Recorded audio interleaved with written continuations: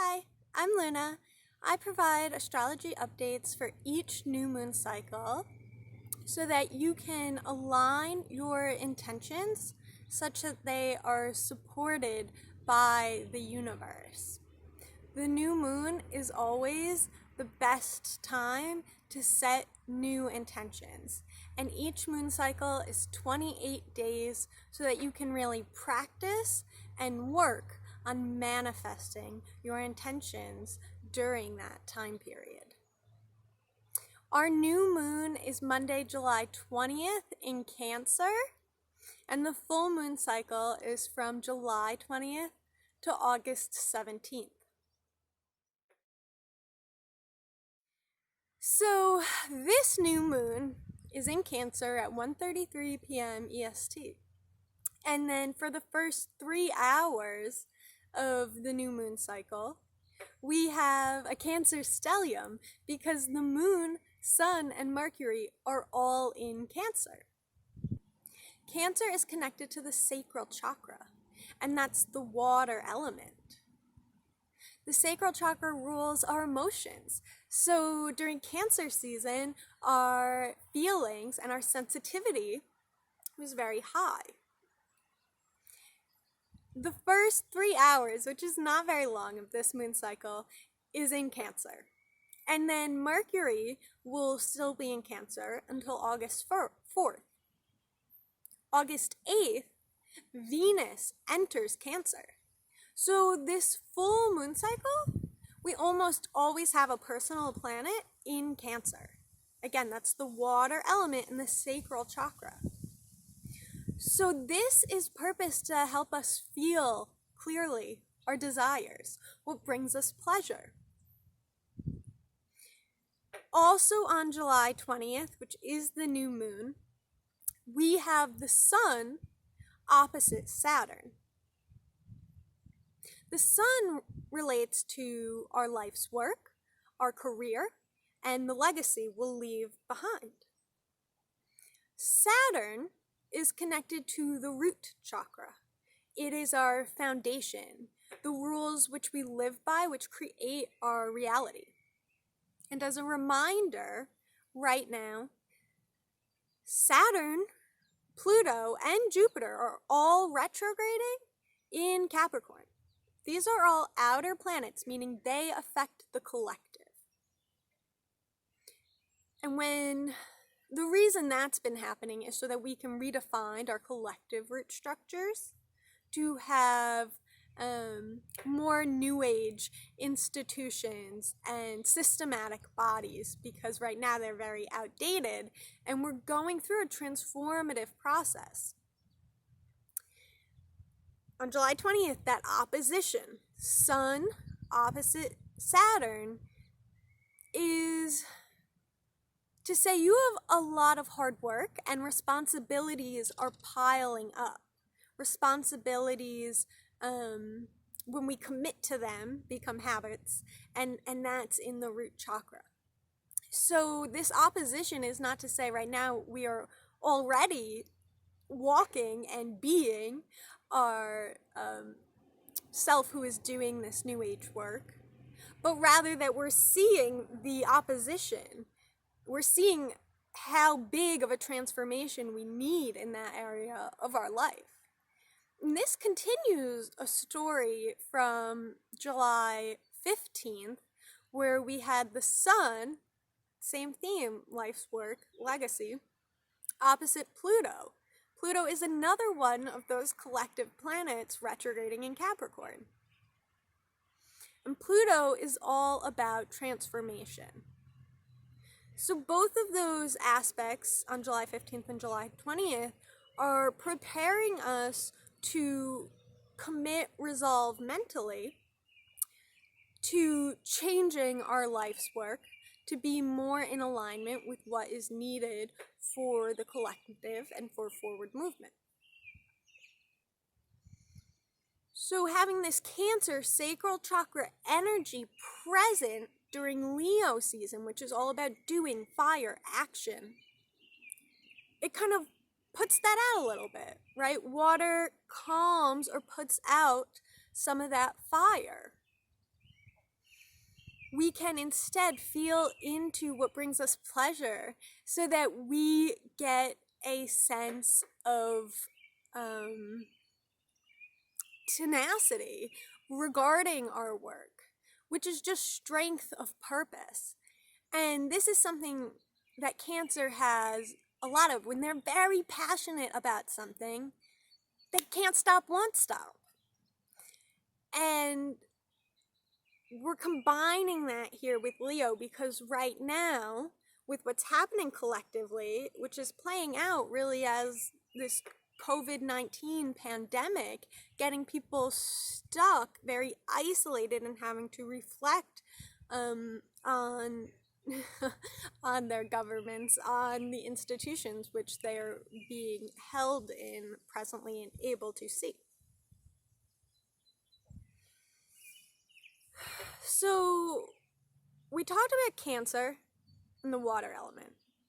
Leo, I said, is where the sun is going to be, and that's connected to the solar plexus chakra and fire element.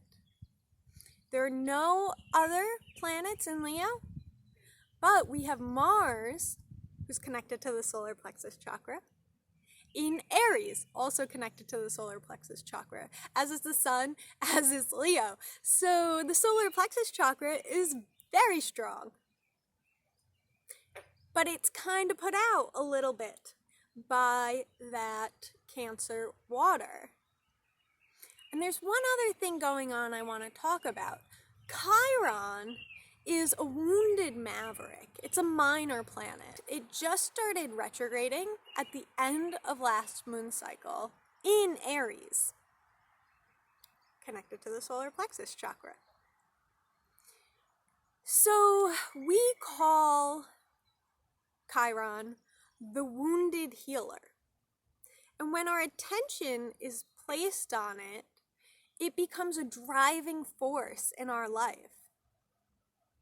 We want to relieve suffering in this area for others because we've already experienced, learned the lesson from, and transformed, grown through whatever it was playing out within ourselves. So as Chiron is retrograding in Aries, that is to turn that transformative fire energy that Leo and Aries is activating, to turn it inward so we can feel our feelings, so that we can face inner conflicts, inner confrontations. Right, so this Leo season where we're all stuck at home, not able to be that social, which is not something Leo enjoys. That's very challenging. This water-fire combo is challenging. These elements get along the least of the four. But it's also really powerful. If water were to put out fire, we're left with ashes. And what rises from the ashes? A phoenix. And that's where we're heading with the up-leveling that we're experiencing collectively and playing out personally.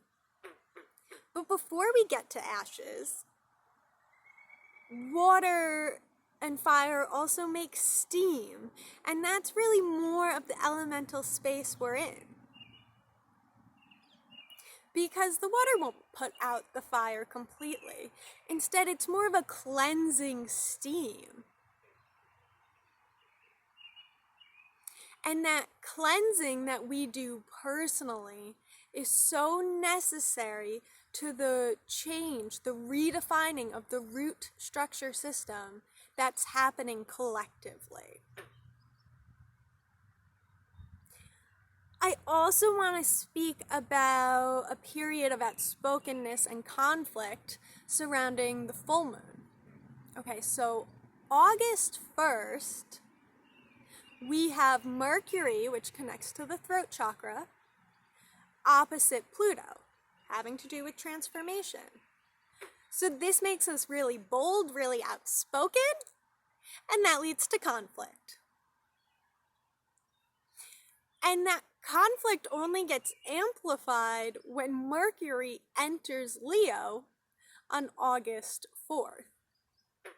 Because now our throat chakra really is flowing outward and wanting to shine, wanting attention. What could be helpful during this time, so that you're not just lost in conflict, rather we want to utilize conflict to grow, to learn lessons, to evolve, to transform. What can be really helpful is learning to hold two different apparently opposing beliefs as true. So when we reject new information, or we really want to push our beliefs onto someone else, which may be the cause of this conflict coming from an active and oppositional throat chakra energy, what can be helpful is to just sit, to believe, to hold these two opposite truths and recognize they both can be. Even though they seem so different, I don't have to reject one of them. What they're sharing with me, what they're presenting to me, does not make what I feel, what I believe, what I've shared any less true or real. We want to label things as real or fake, but we all have different perceptions. We all have different feelings about what is. So there are an infinite number of realities which exist. The only thing I really know and believe to be real is that we are all one and we are all connected. So when you can sit with two opposing beliefs as true, you resolve stress to the sacral chakra. Because when you're trying to analyze and decide, okay, which of these beliefs are true is right and which one's wrong, then your mind is working to make a decision. And it can't make a decision because those aren't really opposites. You don't have to make that decision because it is not right and wrong, but two truths.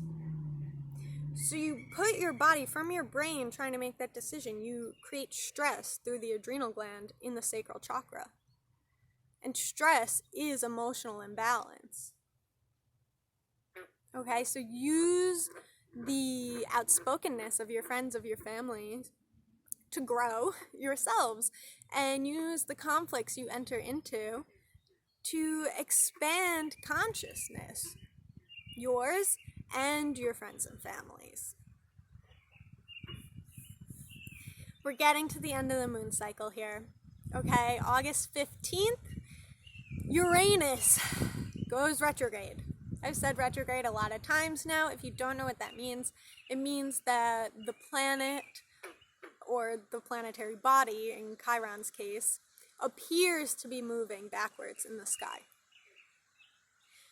So that turns an external flow of energy into an internal flow, which is why with the inward flow of Chiron and Aries in the solar plexus chakra, we start to resolve inner conflicts. Well, when Uranus goes retrograde in Taurus, that is going to help us reflect and understand how our heart is feeling from a compassionate, energetic perspective of what is happening and what role we want to play in the collective redefining of our roots. Uranus is currently the only collective planet that isn't in retrograde.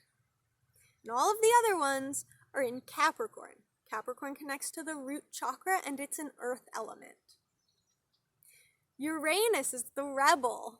Anyway, Uranus is not in alignment with all the other planets. It is the force of revolution. So Uranus starts retrograding in Taurus, and Taurus is another earth element sign, but it connects to the heart chakra. So Capricorn and Taurus are very similar. They're actually, relative to each other, the two most similar zodiac signs. And the difference is the sensitivity, the compassion, the lovingness, the loyalty, the softness of Taurus. It's all in the heart space. And that brings us to the end of the moon cycle, August 17th. So fire and water are our strongest elements from Leo and Aries / Cancer. So the big thing we're experiencing this moon cycle is the play of fire and water on our personal planets. And we're going to turn that fire energy inwards for inner transformation and to be really fortified and strong on our purpose as we move forward, as we move out of this Leo season. We want to be really strong in committing to our life's work and leaving behind the best legacy possible. Thank you so much for watching this. If you like this video, please give it a thumbs up and subscribe to my channel. That is the #1 way you can support me right now. Blessings. Namaste.